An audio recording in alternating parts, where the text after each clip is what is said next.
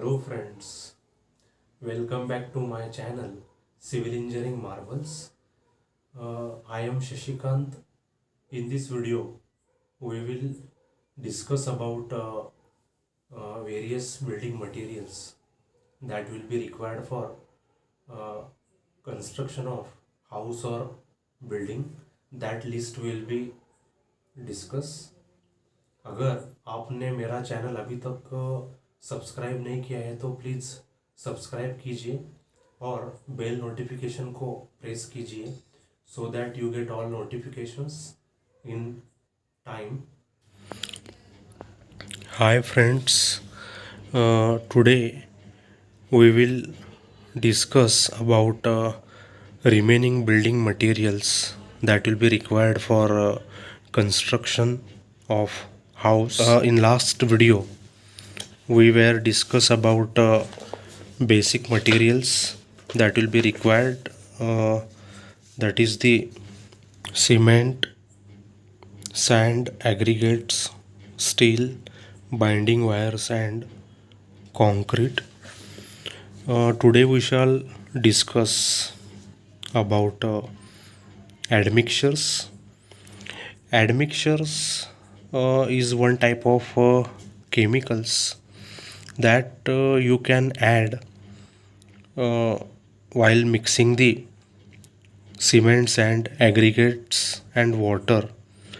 If you want to modify some concrete properties, you can add admixtures. Admixtures are basically you can classify into two types.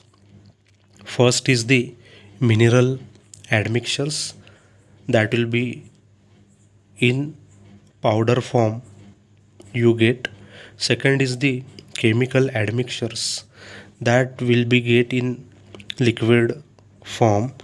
The mineral admixtures that will be classified into, first is the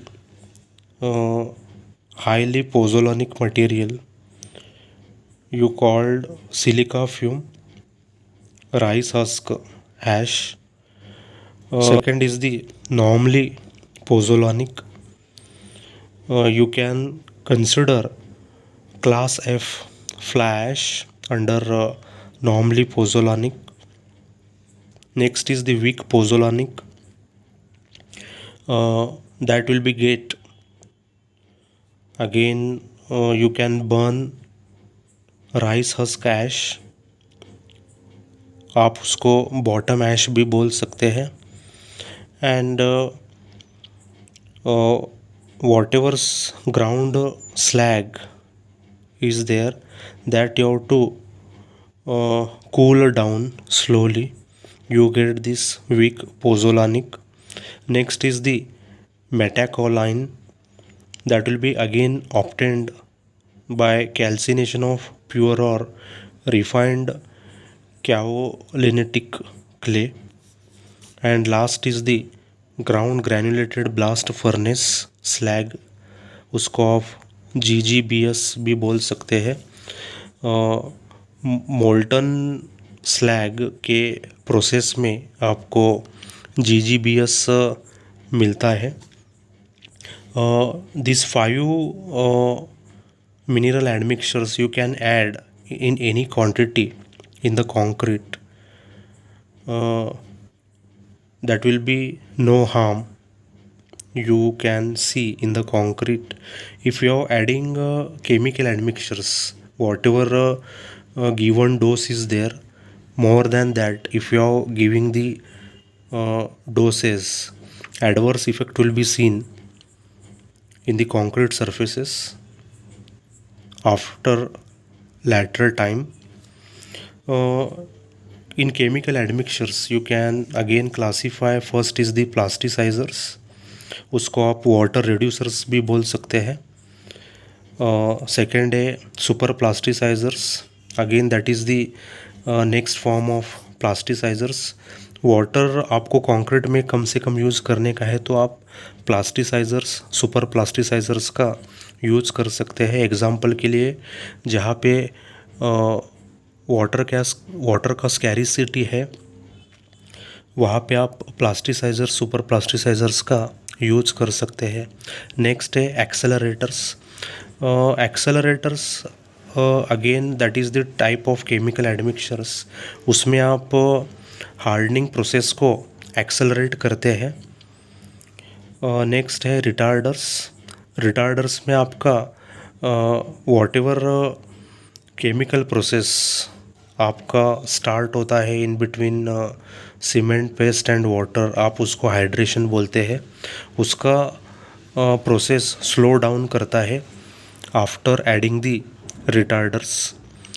example के लिए आप ready mix concrete का transit mixer ले सकते हैं। आपका RMC plant city के बाहर रहता है और आपको वहाँ पे फैक्ट्री से, प्लांट से आपके साइट तक आने के लिए आपको कम से कम 10 to 20 किलोमीटर डिस्टेंस ट्रैवल करना पड़ता है। उस समय में आपने रिटार्डर्स ऐड नहीं किया है तो आपका कंक्रीट ट्रांजिट मिक्सर में सेट हो सकता है। उसके लिए आप रिटार्डर्स का यूज कर सकते हैं। नेक्स्ट है water reducing admixtures, air entraining admixtures, colour admixtures, अलग अलग टाइप के एडमिक्सचर्स आप according to the purpose use कर सकते हैं। नेक्स्ट है फ्लाई ऐश। फ्लाई ऐश का आप यूज़ करके ब्रिक टाइल्स मैन्युफैक्चर कर सकते हैं। फ्लाई ऐश है आपका बारीक पाउडर रहता है, वो आपको कोयला जलाने के बाद बाय प्रोडक्ट बोल के प्रोड्यूस होता है बिजली के कारखाने में से और thermal power stations you can say. ये पाउडर आप वैसा ही रखेंगे थर्मल पावर स्टेशंस के पास तो एयर में मिक्स होके आपके पूरा इसमें एनवायरमेंटल में सर्कुलेट हो सकता है और इसके लिए ह्यूमन के रेस्पिरेटरी सिस्टम के में अंदर जा सकता है और that will be harmful to human bodies as well as for plants also. उसके लिए आप ए फ्लाई ऐश का कंस्ट्रक्शन फील्ड में प्रोडक्ट मैन्युफैक्चर करके आप उसका यूटिलाइजेशन कर सकते हैं फ्लाई ऐश का। फ्लाई ऐश ब्रिक आप मैन्युफैक्चर कर सकते हैं। Fly ash floor tiles, paver blocks आप मैन्युफैक्चर कर सकते हैं। नेक्स्ट है स्टोन्स। स्टोन्स और आप उसको रॉक्स भी बोलते हैं, ये आपको नेचुरली मिलता है खदानों में। स्टोन्स आप generally coarse aggregates already we have discussed in previous slides. उसमें आप प्रीवियस वीडियो में we have discussed about coarse aggregates. ये कोर्स एग्रीगेट्स आपको स्टोन क्वारी में से ही मिलता है। उसका साइज़ 20 mm to 25 mm आप कंसिडर कर सकते हैं कंक्रीटिंग के लिए। ये स्टोन्स आप बिल्डिंग स्टोन्स भी बोल सकते हैं, फाउंडेशन में यूज़ कर सकते हैं, रबल सोलिंग में यूज़ कर सकते हैं आप, वॉल कंस्ट्रक्शन में भी आप स्टोन्स का यूज़ कर सकते हैं। अलग अलग टाइप्स के स्टोन्स आप यूज़ कर सकते हैं। फ्लोरिंग के लिए रफ शाहबाद स्टोन यूज़ कर सकते हैं। किचन प्लेटफॉर्म के लिए कडप्पा ब्लैक स्टोन का आप यूज़ कर सकते हैं। Green granite, black telephonic granite, lime stone, red sandstone, अलग अलग टाइप के स्टोन्स आप यूज कर सकते हैं। नेक्स्ट है आपका ब्रिक्स। ब्रिक्स में आप यूनिफॉर्म शेप आपको मिलता है। इसमें आप मिट्टी के यूज़ करके आप रेड ब्रिक्स बना सकते हैं। इसमें first what you have to do is at brick manufacturing site, first whatever raw material you required, that is clay, soil, that you can mix properly with water, and some sort of chemicals you can add in that. And second step is, after mixing the clay in liquid form, that you can transfer into the mold. उसके बाद आप उसको सूखने के लिए छोड़ देते हैं 24 आवर्स के लिए। उसके बाद उसको मोल्ड में से निकाल के फिर से आपको ड्राई करना पड़ता है। ड्राई होने के बाद आप उसको किल्न में जला देते हैं। आप उसको भट्टी भी बोल सकते हैं। और उसका कलर रेडिश कलर में कन्वर्ट होता है ब्रिक्स। बाद में आप कंक्रीट के ब्रिक्स मैन्युफैक्चर कर सकते हैं। बाद में है hollow red bricks, hollow concrete blocks. बाद में है आपका C4X ब्रिक्स, उसको आप AAC ब्रिक्स बोल सकते हैं, लाइट वेट रहता है। Normally you can use red bricks. Second है आपका फ्लैश ब्रिक्स।